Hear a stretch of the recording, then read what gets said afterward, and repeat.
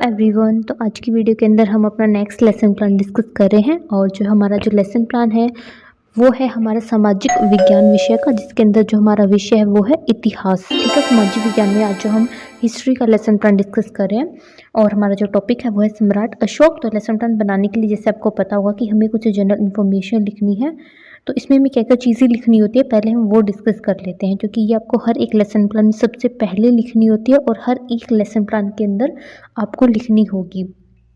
ये नहीं है कि इस लेसन प्लान के अंदर आप लिख देंगे नेक्स्ट में आप नहीं लिखेंगे, तो ऐसा नहीं करना है। इसमें भी लिखनी है, हर एक जितने भी लेसन प्लान आप बनाने जा रहे हैं सबके अंदर आपको ये लिखनी होगी। तो जैसे कि फर्स्ट आता है यहाँ पर आपको पाठ योजना संख्या लिखनी है। ठीक है, उसके बाद क्लास कि आप कौन सी क्लास के लिए जो आपका ये लेसन प्लान बना रहे हैं। फिर यहाँ पे आपको लिखना है छात्र अध्यापक का नाम, यहाँ पर जो आप खुद का नाम लिखेंगे। फिर यहाँ पे हमें लिखना था विषय, जो हमारा विषय वो है इतिहास, और फिर हमें जो हमारा प्रकरण लिखना होता है वो है सम्राट अशोक। उसके बाद हमें अवधि लिखनी होती है जो है 20 मिनट, और आप इसको 30 मिनट भी लिख सकते हैं। ठीक है, क्योंकि ये आपका स्कूल के अंदर जब आप अपने जो डिस्कशन या फिर साइमुलेटेड लेसन प्लान बनाते हैं तो उसके लिए जो आपको टाइम है वो 30 मिनट लिखना होता है। अगर आप माइक्रो टीचिंग स्किल जो हमारी सूक्ष्म पाठ योजना के ऊपर लेसन प्लान बना रहे हैं तब आपको जो क्या है ये 15 से 20 मिनट आप लिख सकते हैं। ठीक है, तो ये होती है जनरल इन्फॉर्मेशन। ये लिखने के बाद हमें हमारे सामान्य उद्देश्य लिखने हैं। ठीक है, जैसे कि हमारा फर्स्ट यहाँ पे उद्देश्य है छात्रों को अतीत की घटनाओं से परिचित करना। सेकंड है छात्रों को वर्तमान को समझने के सुयोग्य बनाना। थर्ड है छात्रों में कालक्रम के ज्ञान को विकसित करना। तो ये सब क्या हो जाते हैं, हमारे सामान्य उद्देश्य हो जाते हैं जो हमें अपने हर एक लेसन प्लान के अंदर लिखने, और ये उद्देश्य जो क्या है हमें हमारे विषय के अकॉर्डिंग लिखने होंगे। सामान्य उद्देश्य जो होते हैं वो हमारे विषय के अकॉर्डिंग, तो हमारा विषय क्या है इतिहास, तो हम उसी के अकॉर्डिंग सामान्य विषय लिखेंगे।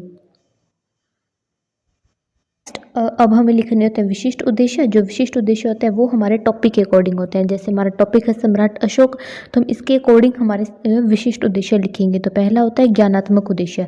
इसका मतलब है कि इस टॉपिक को पढ़ने के बाद बच्चों में जो क्या है किस चीज़ के बारे में उन्हें ज्ञान मिलेगा। तो हम उन्हें आज टॉपिक करवा रहे हैं सम्राट अशोक, तो इसको पढ़ने के बाद जो क्या बच्चों को सम्राट अशोक के बारे में ज्ञान मिलेगा।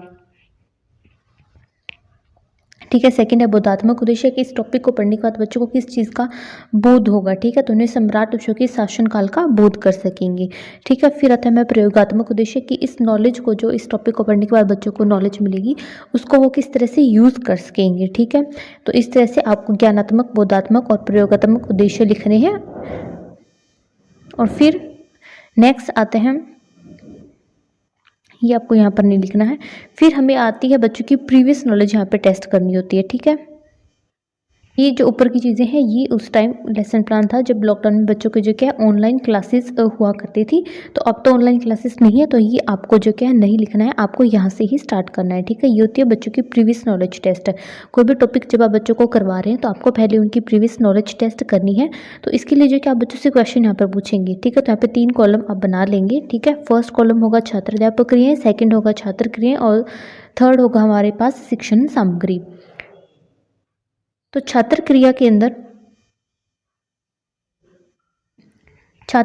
अंदर अब हम बच्चों से जो भी क्वेश्चन पूछेंगे वो हमें यहाँ पर लिखने हैं। जैसे कि टीचर फर्स्ट क्वेश्चन पूछता है प्रस्तुत झंडा किस देश का है, तो बच्चे आंसर करते हैं प्रस्तुत झंडा भारत देश का। ठीक है, तो यहाँ पे जो कि आप इस तरह से जो हमारे झंडे की जो इमेज है वो यहाँ पर आप लगा सकते हैं, और आप बच्चों को भी जो क्या है झंडे की एक इमेज दिखा सकते हैं। आप एक झंडे का चार्ट बनाकर भी लेकर जा सकते हैं, आप एक पीपीटी भी यूज़ कर सकते हैं। फिर यहाँ पे टीचर सेकंड क्वेश्चन पूछता है भारत में तिरंगे झंडे के कितने रंग हैं, तो ठीक है, तो बच्चा आंसर करते 3 रंग होते हैं। फिर यहाँ पे टीचर थर्ड क्वेश्चन पूछता है सफ़ेद रंग की पट्टी का बना चक्र क्या कहलाता है, तो बच्चा आंसर करते हैं सफ़ेद रंग की पट्टी का जो बना चक्र है वो अशोक चक्र कहलाता है।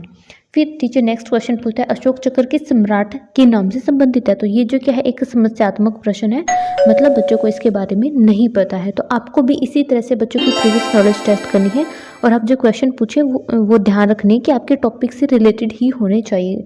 ठीक है, फिर नेक्स्ट आता है उद्देश्य कथन। हम अपने जो टॉपिक की अब यहाँ पर अनाउंसमेंट कर देंगे, अब हम बच्चों को बताएंगे कि आज जो क्या हम सम्राट अशोक के बारे में पढ़ने वाले हैं।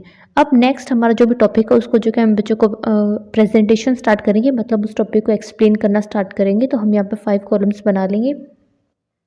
फर्स्ट कॉलम में लिखेंगे शिक्षण बिंदु, सेकंड में छात्र अध्यापक क्रियाएं, थर्ड में छात्र क्रियाएं, फोर्थ में विधि और फिफ्थ में हम लिखेंगे पीपीटी सारांश। ठीक है, या फिर आप यहाँ पर ब्लैक बोर्ड वर्क भी लिख सकते हैं अगर आप ब्लैक बोर्ड का यूज़ करें। यहाँ पर मैंने पीपीटी का यूज़ किया तो पीपीटी सारांश में यहाँ पर लिखूंगी क्योंकि मैंने पीपीटी में कौन कौन सी चीज़ें यूज़ की हैं।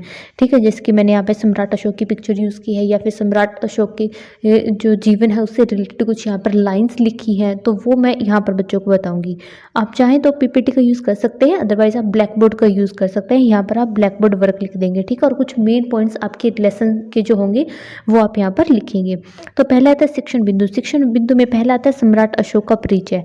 ठीक है, आप जो क्या बच्चों को सम्राट अशोक का परिचय देंगे। ठीक है, सम्राट अशोक के बारे में यहाँ पर उनको अच्छे से बताएंगे कि जो सम्राट की मृत्यु, बिंदुसार की मृत्यु के पश्चात उसका पुत्र अशोक मगध की गद्दी पर बैठा और अशोक युद्ध प्रिय था, उसने कई राजाओं को जीतकर अपने राज्य में मिला लिया। अब कलिंग पर विजय पाना शेष था। वह कभी भी मौर्य वंश के विरुद्ध खड़ा हो सकता था, इसलिए उसे जीतना उसके लिए आवश्यक था। ठीक है, तो ये यहाँ पर सम्राट अशोक के बारे में यहाँ पर कुछ चीज़ें लिख देंगे और जो बच्चे हैं वो क्या इसको ध्यान से सुनेंगे। यहाँ पर हमने कौन सी विधि यूज़ की है, यहाँ पर हमने प्रश्नोत्तर विधि यूज़ की है। फिर आती है अशोक का धर्म परिवर्तन। अब जो सम्राट अशोक ने किस तरह से अपना धर्म परिवर्तन किया, हम उसके बारे में बच्चों को बताएंगे। वीडियो में आगे बढ़ने से पहले अगर आपको वीडियो हेल्पफुल लगा है तो वीडियो को लाइक कर दें और चैनल को सब्सक्राइब कर दें। आप सब जो क्या वीडियो को लाइक नहीं करते हैं, जिससे जो क्या है मुझे जो क्या आगे और लेसन प्लान बनाने का मोटिवेशन नहीं मिल पाता है, तो आप वीडियो को लाइक कर दें जिससे जो क्या मैं और ज़्यादा लेसन प्लान बनाऊँ और ज़्यादा स्टूडेंट की हेल्प हो सके। और साथ में आप चैनल को सब्सक्राइब भी कर दें। और ये लेसन प्लान आपको कैसा लगा आप कमेंट करके बता सकते हैं। और आपको किसी और टॉपिक के ऊपर लेसन प्लान चाहिए तो वो भी आप कमेंट कर सकते हैं, आपको उस टॉपिक के ऊपर लेसन प्लान मिल जाएगा। और ये लेसन प्लान भी मैंने अपने एक स्टूडेंट की कमेंट को पढ़कर ही ये अपलोड किया है। उन्होंने कमेंट किया था कि उनको सम्राट अशोक का लेसन प्लान चाहिए। आई होप कि उनको ये लेसन प्लान हेल्पफुल लगा है और आप सबके लिए भी हेल्पफुल रहा है। फिर आते हैं बोध प्रश्न। अब जो क्या हम बच्चों से कुछ क्वेश्चन पूछेंगे जो आज हमने टॉपिक उन्हें क्लास में करवाया है उसके बारे में। ठीक है, इससे हमें पता चल जाएगा कि बच्चों को वो टॉपिक कितना समझ में आया है फिर नहीं आया है। फिर आते हैं मूल्यांकन प्रश्न। अब हम बच्चों से कुछ मूल्यांकन प्रश्न भी पूछेंगे जो भी हमने कंप्लीट टॉपिक करवाया है उसको देखने के लिए कि बच्चों ने कहाँ तक उस टॉपिक को अच्छे से समझा है।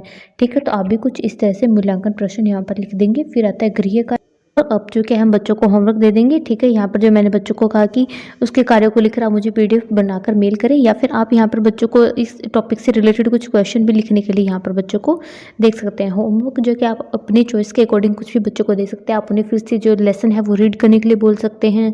ठीक है, आप जो लेसन है उसके कुछ क्वेश्चन आंसर बच्चों को लर्न करने के लिए भी दे सकते हैं। तो आप अपनी चॉइस के अकॉर्डिंग यहाँ पर बच्चों को होमवर्क दे दें। तो इस तरह से जो कि आपका लेसन प्लान कंप्लीट हो जाता है। आई होप वीडियो आपके लिए हेल्पफुल रही है। वीडियो हेल्पफुल रही है तो वीडियो को लाइक कर दें और चैनल को सब्सक्राइब करना ना भूलें। साथ में आप इसे अदर स्टूडेंट के साथ शेयर भी कर दें।